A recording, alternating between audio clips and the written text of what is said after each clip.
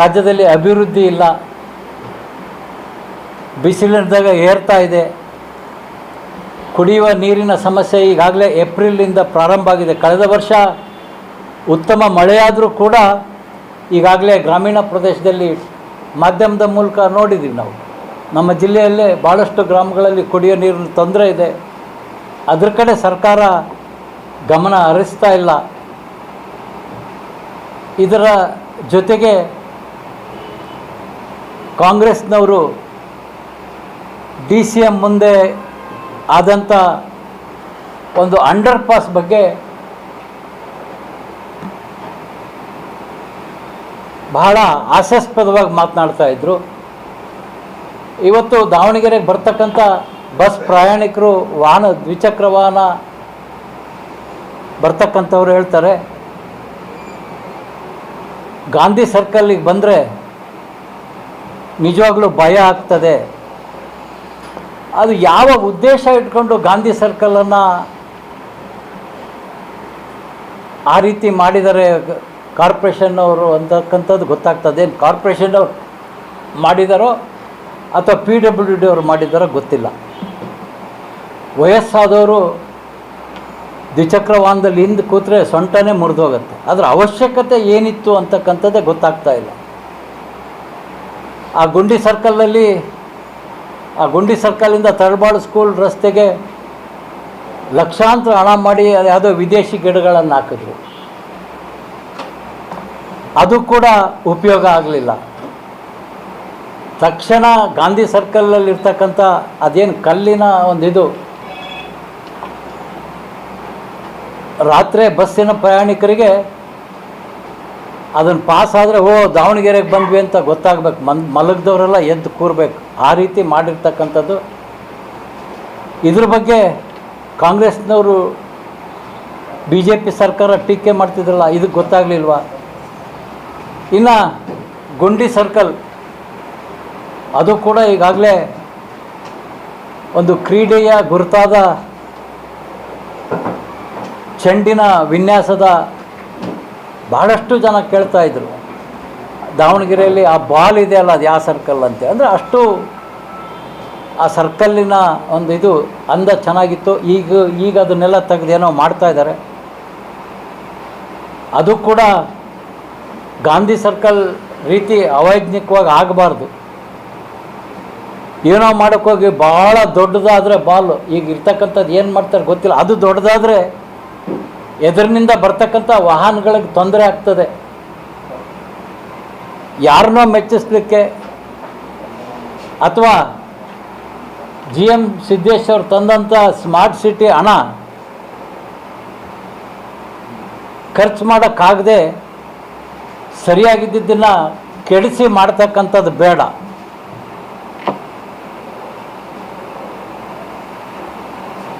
ಇನ್ನು ಮುಂದಾದರೂ ಕಳ್ಳರ ಪಾಲು ಆಗಬಾರ್ದು ಅಂತಕ್ಕಂಥ ವಿಚಾರವನ್ನು ಈ ಸಂದರ್ಭದಲ್ಲಿ ತಿಳಿಸೋದ್ರ ಜೊತೆಗೆ, ಮೊನ್ನೆ ನಡೆದಂಥ ವಿಧಾನಸಭಾ ಚುನಾವಣೆ, ಉಪಚುನಾವಣೆ, ಸ್ವಾಮಿ ಜಿಲ್ಲಾಡಳಿತ ಏನು ಮಾಡ್ತದೆ ಅಂತ ಅರ್ಥ ಆಗ್ತಾ ಇಲ್ಲ. ಇವತ್ತು ಉಪಚುನಾವಣೆ ನಡೆದಂಥ ಸಂದರ್ಭದಲ್ಲಿ ಆ ಕ್ಷೇತ್ರದಲ್ಲಿರ್ತಕ್ಕಂಥ ಎಲ್ಲ ಹೋಟೆಲ್ಗಳನ್ನು, ಬೇರೆ ಕ್ಷೇತ್ರದಿಂದ ಬಂದಂಥವ್ರನ್ನ 2 ದಿನ ಮೊದಲೇ ಹೊರಗಡೆ ಕಳಿಸ್ತಕ್ಕಂಥದ್ದು ರೂಢಿ ನಿಮಗೆಲ್ಲ ಗೊತ್ತಿದೆ. ನಾವು ಅನೇಕ ಚುನಾವಣೆ ಮಾಡಿದ್ದೀವಿ. ಆದರೆ ದಕ್ಷಿಣ ವಿಧಾನಸಭಾ ಚುನಾವಣೆ ಕೊನೆಯ 2 ದಿನ ಕ್ಷೇತ್ರದ ಹೊರಗಿನವರೆಲ್ಲ ಹೊರಗೆ ಹೋಗಬೇಕು ಅಂತ ಕೇಳಿಸಿದ ಮೇಲೆ ಜಿಲ್ಲಾ ಉಸ್ತುವಾರಿ ಸಚಿವರು ನಾಳೆ ಮತದಾನ ಅಂದರೆ ಇಂದಿನ ದಿನ ರಾತ್ರಿ ಎಲ್ಲ ಕ್ಷೇತ್ರದಲ್ಲಿ ಅಡ್ಡಾಡಿ, ಅವ್ರಿಗೆ ಯಾರ ಬಗ್ಗೆ ನಂಬಿಕೆ ಇಲ್ಲ. ಅವ್ರು ಹೊಡೆದಿರ್ತಕ್ಕಂಥ ಭ್ರಷ್ಟ ಹಣವನ್ನು ಅವರೇ ಹಂಚಬೇಕು ಅಂತೇಳಿ ಕಾನೂನಿಗೆ ಗೌರವ ಕೊಡದೆ ಕ್ಷೇತ್ರದಲ್ಲಿ ಅಡ್ಡಾಡಿದ್ದಾರೆ. ಮತದಾನದ ಸಂದರ್ಭದಲ್ಲಿ ಮಧ್ಯಾಹ್ನ 3 ಗಂಟೆಗೆ ಆಜಾದ್ ನಗರ ಭಾಷಾನಗರದಲ್ಲಿ ಅವರು ಹೋಗಿದ್ದಾರೆ. ಏನು ಜಿಲ್ಲಾ ಪೊಲೀಸ್ ವರಿಷ್ಠಾಧಿಕಾರಿಗಳು ಏನು ಮಾಡ್ತಾರೆ? ನಾವು ಫೋನ್ ಮಾಡಿದಂಥ ಸಂದರ್ಭದಲ್ಲಿ ಲೊಕೇಶನ್ ಕಳಿಸ್ರಿ ಅಂತಾರೆ. ವಿಶ್ವದಲ್ಲಿ ಏನಾಗುತ್ತೋ ಅದು ಎಲ್ಲವನ್ನ ಇಲ್ಲಿ ಕೂತೆ ಇವತ್ತು ಸೆರೆ ಹಿಡಿತಕ್ಕಂಥ ಒಂದು ತಂತ್ರಜ್ಞಾನ ಇರ್ತಕ್ಕಂಥ ಸಂದರ್ಭದಲ್ಲಿ ಕಂಪ್ಲೇಂಟ್ ಮಾಡಿದವ್ರಿಗೆ ಲೊಕೇಶನ್ ಕಳಿಸಿ. ನಾವು ಲೊಕೇಶನ್ ಕಳಿಸಿದ್ರೆ ಅವ್ರು ಫೋನ್ ಮಾಡಿ ಹೇಳ್ತಾರೆ ನಿಮ್ಮ ಮೇಲೆ ಕಂಪ್ಲೇಂಟ್ ಬಂದು ಅಲ್ಲಿರಬೇಡಿ ಇಲ್ಲಿರಬೇಡಿ ಅಂತ. ನಿಜವಾಗ್ಲೂ ದಾವಣಗೆರೆ ಜಿಲ್ಲೆಯಲ್ಲಿ ಈ ಸಚಿವರ ಒಂದು ಕಪಿಮುಷ್ಟಿಯಲ್ಲಿ ಇಲಾಖೆಗಳನ್ನು ತನ್ನ ಮನೆಯ ಸೇವಕನಂತೆ ಉಪಯೋಗಿಸ್ತಾ ಇದ್ದಾರೆ. ಇಡೀ ರಾಜ್ಯ ಸರ್ಕಾರನೇ ಆ ರೀತಿ ಇದೆ. ಏನು ಬೇಕಾದರೂ ಸಚಿವರು ಮಾಡ್ಬೋದು. ಮುಖ್ಯಮಂತ್ರಿಗಳಿಗೆ ಒಬ್ಬ ಶಾಸಕರನ್ನು ಕೂಡ ಪ್ರಶ್ನೆ ಮಾಡ್ತಕ್ಕಂಥ ಶಕ್ತಿ ಕಳೆದುಕೊಂಡು ಬಿಟ್ಟಿದ್ದಾರೆ. ಮಲ್ಲಿಕಾರ್ಜುನ ಅವರು ಮಾಡ್ತಕ್ಕಂಥ ಎಲ್ಲ ಭ್ರಷ್ಟಾಚಾರವನ್ನು ನೋಡಿ ಕೊಡ್ತಿರ್ತಕ್ಕಂಥ ಈ ಸಂದರ್ಭದಲ್ಲಿ ಮುಖ್ಯಮಂತ್ರಿಗಳ ಪರಿಸ್ಥಿತಿಯನ್ನು ದುರುಪಯೋಗ ಮಾಡ್ಕೊಳ್ತಾ ಇರ್ತಕ್ಕಂಥದ್ದು ನಮ್ಮ ದಾವಣಗೆರೆ ಜಿಲ್ಲಾ ಸಚಿವರು. ಅಧಿಕಾರಿಗಳು ಹೆದರ್ಬೋದು, ಆದರೆ ನಿನಗೆ ಜ್ಞಾನ ಬೇಡವಾ? ಕಾನೂನಿಗೆ ಗೌರವ ಕೊಡಬೇಕು. 2 ದಿನಗಳ ಕಾಲ ನಾನು ದಕ್ಷಿಣ ವಿಧಾನಸಭೆಗೆ ಹೋಗಬಾರ್ದು ಅಂತಕ್ಕಂಥ ಜ್ಞಾನ ಬೇಡವಾ? ನಾನು ದಾವಣಗೆರೆಯಲ್ಲೇ ವಾಸ ಮಾಡ್ತಾ ಇದ್ದೇನೆ. ಚುನಾವಣೆ ಕಾನೂನಿನ ಪ್ರಕಾರವಾಗಿ ನಾವು PJ ಬಡಾವಣೆ ಬಿಟ್ಟು ಎಲ್ಲೂ ಹೋಗಲಿಲ್ಲ. ಇವ್ರಿಗೆ ಆ ತಿಳುವಳಿಕೆ ಬೇಡವಾ? ಇವ್ರಿಗೆ ಒಬ್ಬ ಮಂತ್ರಿಯಾಗಿ ಕಳ್ತನ ಮಾಡಿದರೆ ಪೊಲೀಸ್ನವ್ರು ಏನು ಮಾಡಲಿಕ್ಕೆ ಸಾಧ್ಯ ಇದೆ ಹೇಳಿ? ನಿಜವಾಗ್ಲೂ ಈ ವರ್ತನೆಯನ್ನು ಖಂಡಿಸ್ತದೆ. ಮುಂದಿನ ದಿನಗಳಲ್ಲಿ ಅವರಿಗೆ ಸರಿಯಾದ ಪಾಠ ಸಿಗ್ತದೆ. ಧನ್ಯವಾದ. ಏನಂದ್ರಿ? ಮಹಿಳಾ ರಿಸರ್ವೇಷನ್ ಕೇಂದ್ರ ಸರ್ಕಾರ ಮಾಡಬೇಕು ಅಂತೇಳಿ ಹೋರಾಟವನ್ನು ಮಾಡಿದ ಅದೇ ಕಾಂಗ್ರೆಸ್ ಈ ಬಾರಿ ಸದನದಲ್ಲಿ ಮಹಿಳಾ ರಿಸರ್ವೇಷನ್ಗೆ ವಿರೋಧವನ್ನು ವ್ಯಕ್ತಪಡಿಸಿದ್ದು ಅವರಿಗೆ ಮಹಿಳೆಯರು ಅಂದರೆ ಶ್ರೀಮತಿ ಸೋನಿಯಾ ಗಾಂಧಿ, ಇಂದಿರಾ ಗಾಂಧಿ, ಪ್ರಿಯಾಂಕಾ ಗಾಂಧಿ ಬಿಟ್ಟರೆ ಭಾರತ ದೇಶದ ಮಹಿಳೆಯರು ಕಾಂಗ್ರೆಸ್ನವರಿಗೆ ಮಹಿಳೆಯರು ಅಲ್ಲ ಅಂತಕ್ಕಂಥ ಮನೋಭಾವ ಹೊಂದಿರತಕ್ಕಂಥದ್ದು.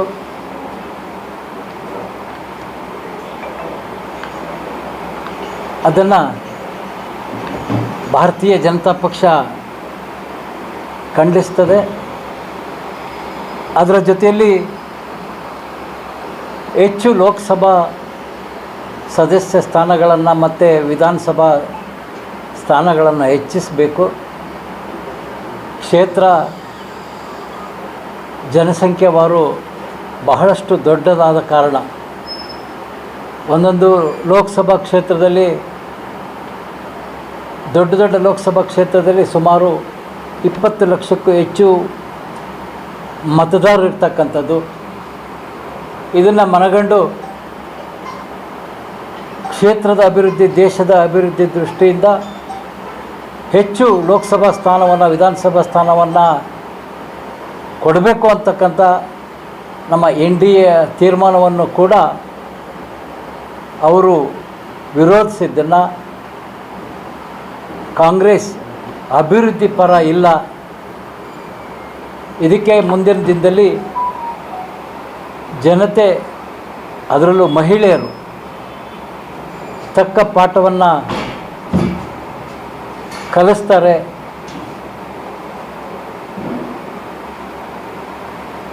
ಇದರ ಜೊತೆಗೆ ಕಾಂಗ್ರೆಸ್ಸಿನ ರಾಷ್ಟ್ರೀಯ ಅಧ್ಯಕ್ಷರಾದಂಥ ಮಲ್ಲಿಕಾರ್ಜುನ್ ಖರ್ಗೆ ಅವರು ಅಂದ್ಕೊಂಡಿದ್ರು ಸಿದ್ದರಾಮಯ್ಯನವರು ಮತ್ತು ಡಿ ಕೆ ಶಿವಕುಮಾರ್ ಗಲಾಟೆಯಲ್ಲಿ ನನ್ನ ಕನಸು ನನಸಾಗ್ತದೆ, ನಾನೇ ಮುಂದಿನ ಮುಖ್ಯಮಂತ್ರಿ ಅಂತೇಳಿ ಕನಸು ಕಾಣ್ತಾ ಇದ್ದರು. ಆದರೆ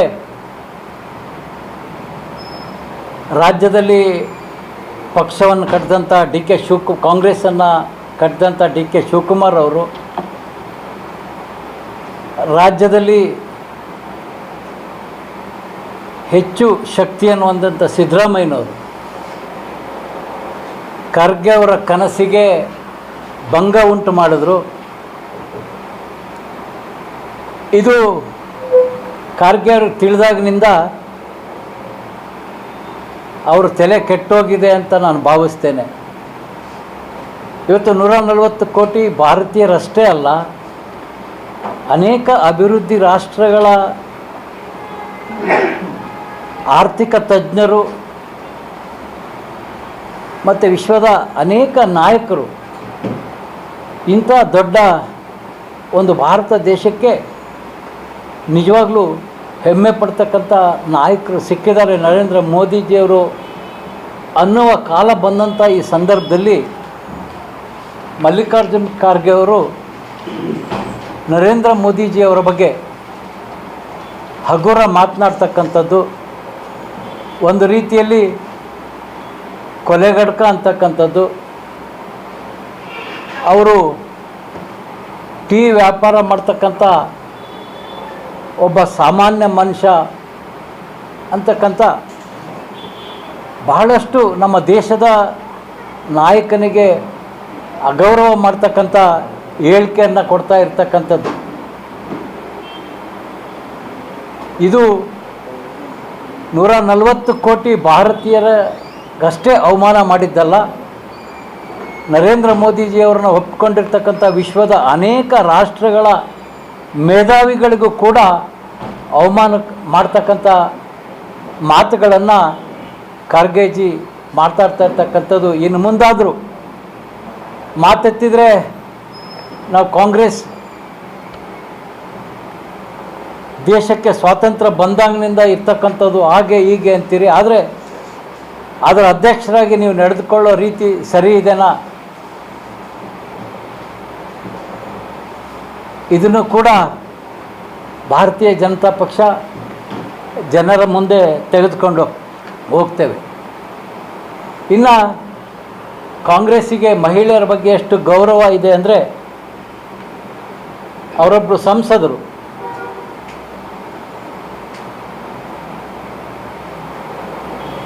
ಅವರ ಹೆಸರು ಪಪ್ಪು ಯಾದವ್, ಅವರೊಬ್ಬರು ಗುಂಡಾ ಸಂಸ್ಕೃತಿಯ ವ್ಯಕ್ತಿ. ಅದ್ಯಾವುದೋ ಕಾರಣಕ್ಕೆ ಸಂಸದರಾಗಿ ಗುಂಡಾ ವೃತ್ತಿಯನ್ನೇ ಮೆರೆಯೋ ಅವರು ಮಹಿಳಾ ರಾಜಕಾರಣಿ ಅವರ ಬೆಡ್ರೂಮ್ಗೆ ಹೋಗದೇ ಇದ್ದರೆ ಅವ್ರ ಭವಿಷ್ಯ ಇಲ್ಲ ಅಂತಕ್ಕಂಥ ಹೇಳಿಕೆ ಕೊಡ್ತಾರೆ ಒಬ್ಬ ಕಾಂಗ್ರೆಸ್ ಸಂಸದರಂದರೆ, ಇವರು ಭಾರತೀಯ ನಾರಿ ಬಗ್ಗೆ ಎಷ್ಟೊಂದು ಗೌರವ ಈ ಕಾಂಗ್ರೆಸ್ಗಿದೆ. ಇಡೀ ದೇಶದಲ್ಲಿ ಇದರ ವಿರುದ್ಧವಾಗಿ ಮಾತನಾಡ್ತಾ ಇದ್ದರೆ ಕಾಂಗ್ರೆಸ್ ಅವರನ್ನು ಪಕ್ಷದಿಂದ ತೆಗೆಯುವುದಿರಲಿ, ಅವ್ರಿಗೆ ಎಚ್ಚರಿಕೆಯನ್ನು ಕೂಡ ಕೊಡ್ತಕ್ಕಂಥ ಶಕ್ತಿ ಇವತ್ತು ಕಾಂಗ್ರೆಸ್ಗಿಲ್ದಂತಾಗಿದೆ. ಮಲ್ಲಿಕಾರ್ಜುನ ಖರ್ಗೆ ಅವರೇ ತಿಳಿದ ಹಾಗೆ ಮಾತಾಡ್ತಾ ಇರಬೇಕಾದ್ರೆ ಇನ್ನು ಅವರ ಸಂಸದರ ಬಗ್ಗೆ ಕಾಂಗ್ರೆಸ್ಗೆ ಹಿಡಿತ ಎಲ್ಲಿದೆ ಹೇಳಿ? ಅವ್ರು ಯೋಚನೆ ಮಾಡಲಿಲ್ಲ ಮಹಿಳಾ ರಾಜಕಾರಣಿಗಳು ಬೆಡ್ರೂಮ್ಗೆ ಹೋಗಬೇಕು ಅಂತೇಳಿ. ಇವತ್ತು ಕಾಂಗ್ರೆಸ್ ಶ್ರೀಮತಿ ಇಂದಿರಾ ಗಾಂಧಿಯವರ ಇಂದ ಹಿಡಿದು ಇಲ್ಲಿಯ ತನಕ ನಾಮಕಾವಸ್ಥೆ ರಾಷ್ಟ್ರೀಯ ಅಧ್ಯಕ್ಷ ಇರ್ತಕ್ಕಂಥದ್ದು, ಇಡೀ ಕಾಂಗ್ರೆಸ್ಸಿನ ತೀರ್ಮಾನ ಆಗ್ತಕ್ಕಂಥದ್ದು ಇಂದಿರಾ ಗಾಂಧಿ ಆದಮೇಲೆ ಸೋನಿಯಾ ಗಾಂಧಿ ಆದಮೇಲೆ ಈಗ ಇನ್ನು ಮುಂದೆ ಪ್ರಿಯಾಂಕಾ ಗಾಂಧಿ. ನಮ್ಮ ನಾಯಕರು ಮಹಿಳೆಯರು ಇದ್ದಾರೆ ಅಂತಕ್ಕಂಥ ತಿಳುವಳಿಕೆ ಕೂಡ ಈ ಪಪ್ಪು ಯಾದವ್ಗೆ ಇಲ್ದಂಗೆ ಆಯ್ತಾ? ಅವ್ರು ಹೇಳಿರ್ತಕ್ಕಂಥ ಅರ್ಥ ಅವರ ಪಕ್ಷದ ಮಹಿಳಾ ನಾಯಕರಿಗೆ ಎಲ್ಲಿಗೆ ಹೋಲಿಸಿದ್ದಾರೆ ಅಂತಕ್ಕಂಥದ್ದನ್ನು ಅದನ್ನಾದರೂ ಮನಗೊಂಡು ಇಷ್ಟೊತ್ತಿಗೆ ಪಕ್ಷ ಶಿಸ್ತಿನ ಕ್ರಮ ಕೈಗೊಳ್ಳಬೇಕಾಗಿತ್ತು. ಇವತ್ತು ಪಕ್ಷ ಅಧೋಗತಿಗೆ ಹೋಗಿದೆ. ಕರ್ನಾಟಕ ರಾಜ್ಯದಲ್ಲಿ ಆಡಳಿತ ಇಲ್ಲ. ಡಿ ಕೆ ಶಿವಕುಮಾರ್ ಹೇಳ್ತಾರೆ, ಏನು ದೆಹಲಿಗೆ ಗಾಳಿ ಕುಡಿಯಕ್ಕೆ ಹೋಗ್ತೀವ ಅಂತ.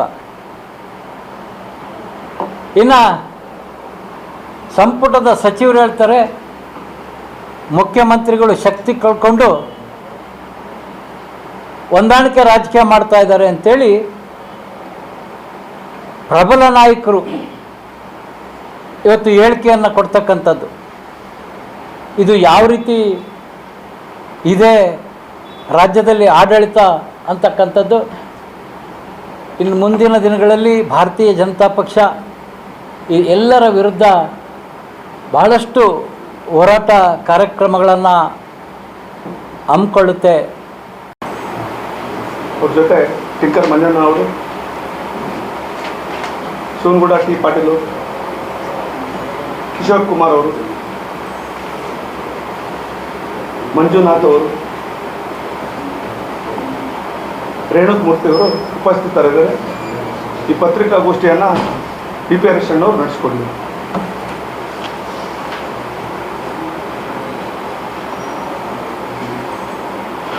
ಎರಡು 2023 ಕಾಂಗ್ರೆಸ್ ಹೆಚ್ಚಿನ ವಿಡಿಯೋಗಳಿಗೆ ಪ್ರತಿಧ್ವನಿ ಯೂಟ್ಯೂಬ್ ಚಾನೆಲ್ ಸಬ್ಸ್ಕ್ರೈಬ್ ಮಾಡಿ, ಬೆಲ್ ಐಕಾನ್ ಕ್ಲಿಕ್ ಮಾಡಿ.